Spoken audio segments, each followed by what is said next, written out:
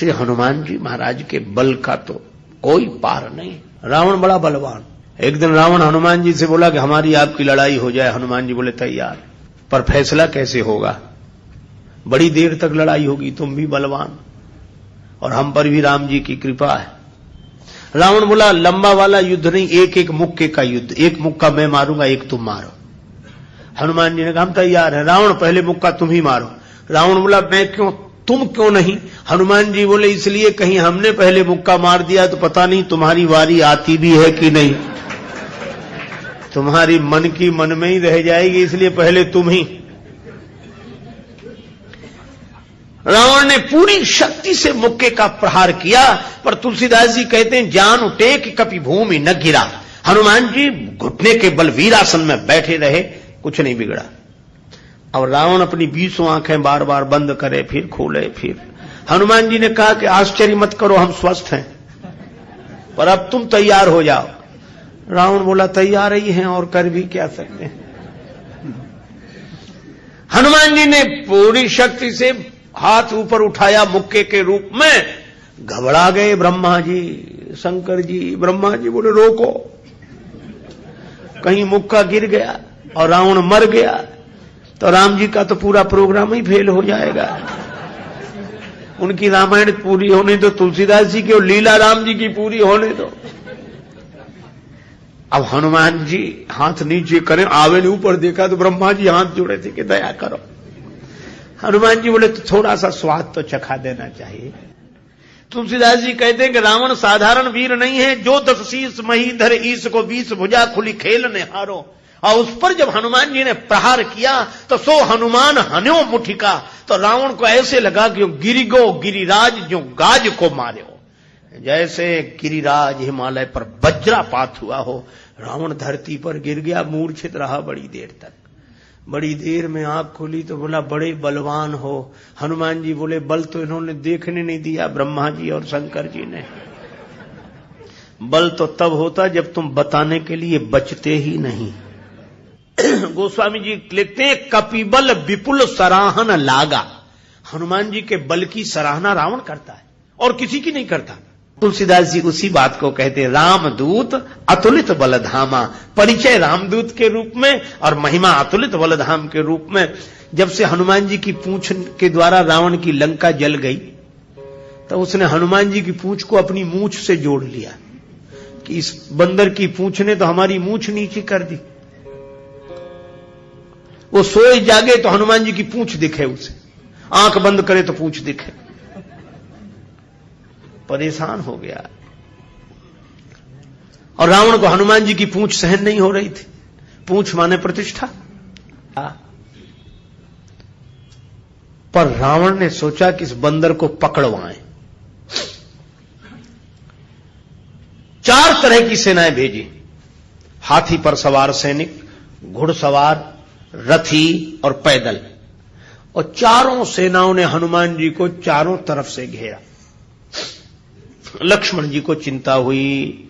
लक्ष्मण जी बोले प्रभु हनुमान जी अकेले हैं, 4 सेनाएं उन्हें घेर रही हो, गदा भी नहीं लिए हैं हाथ में, आज्ञा हो तो हम चले जाएं। राम जी बोले नहीं, जाने की जरूरत है लक्ष्मण, हनुमान जी अकेले ही काफी है। अतुलित बलधामा। अच्छा तो लड़ेंगे कैसे? बोले अभी देखना।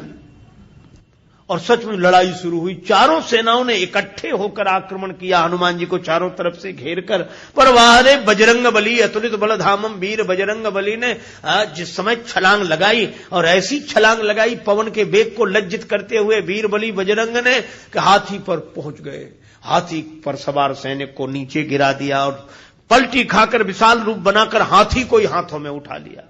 अब बोलो गदा से तो 2-4 मरते और हाथी जिस पे पटकेंगे 2-4 मरेंगे। और इतनी फुर्ती कि एक हाथ से इसमें हाथी, एक से उसमें हाथी, और दोनों हाथियों को ऐसे जो किया, हाथी सो हाथी मारे। हाथी उठा के हाथी पर पटक दिया। और इतने में घुड़सवार लोग आए तो घोड़ा उठाकर घोड़े पर और रथ उठाकर रथ पर। राम जी कहते वाह हनुमान वाह वाह वाह। 4 इन सेनाओं से, रथियों से, हाथी पर सवार सैनिकों से, घुड़सवार सैनिकों से अकेले लड़ रहे हैं। लक्ष्मण जी बोले कमाल कर रहे हैं हनुमान जी, 3-3 सेनाओं से हाथी को समाप्त कर देते हैं, दोनों मरते हैं। रथ जिस रथ पे पटके दोनों खराब, घोड़ा घोड़े पर पटके दोनों मर गए। लक्ष्मण जी बोले कमाल कर रहे हैं हनुमान जी। तुलसीदास जी बोले अतुलित बलधाम है। राम जी बोले लक्ष्मण और एक बात तो देखो, ये तो आगे का कमाल है, पीछे तो देखो। पीछे क्या? बोले पीछे पूंछ अपना कमाल कर रही।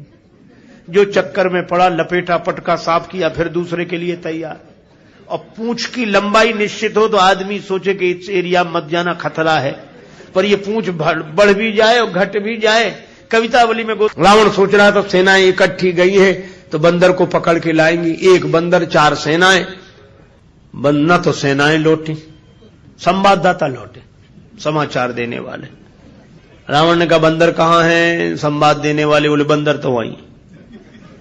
सेनाएं कहां? बोले साफ मर गई सेनाएं। हां, क्यों? कहा कि महाराज उस बंदर के सामने टिकना मुश्किल है, जो सामने गए टिके ही नहीं, जाते ही साफ हो गए। रावण बोला वो ना समझ थे जो सामने गए, सामने अगर नहीं टिक रहे थे तो पीछे से वार करते, चोर हमला करते, पीछे से पकड़ते। संवाददाता बोले नाराज मत होना, आगे वाले तो कुछ देर टिके भी, पीछे वाले तो उतनी देर भी नहीं टिके। कहा पीछे क्या गड़बड़ी होती थी? बोले पूंछ में लपेट कर। रावण बोला चुप, फिर वही पूंछ, मेरे सामने पूंछ का नाम मत लो। संवाददाता बोले नहीं ले रहे। रावण ने सोचा कि इस बार हम भेजेंगे, अमर सेना भेजेंगे। कवितावली में वर्णन है मरने वाली सेना नहीं, अमर सेना, मरेगी नहीं।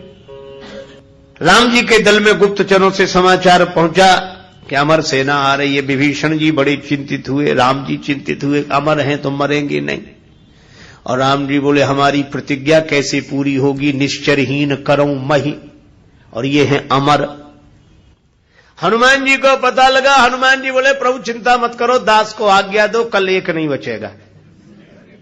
तो बोले अमर हैं, उन्हें मारोगे कैसे? वे अमर हैं। हनुमान जी बोले हम भी अमर हैं। राम जी बोले उन्हें ब्रह्मा जी ने वरदान दिया है कि तुम अमर रहो। हनुमान जी बोले हमें हमारी जानकी माता ने कहा अजर अमर गुण निधि सुत हो। जानकी माता का आशीर्वाद है, हम भी अमर है। लक्ष्मण जी बोले प्रभु इन्हीं को भेजो, ये अमर अमर की लड़ाई ठीक रहेगी।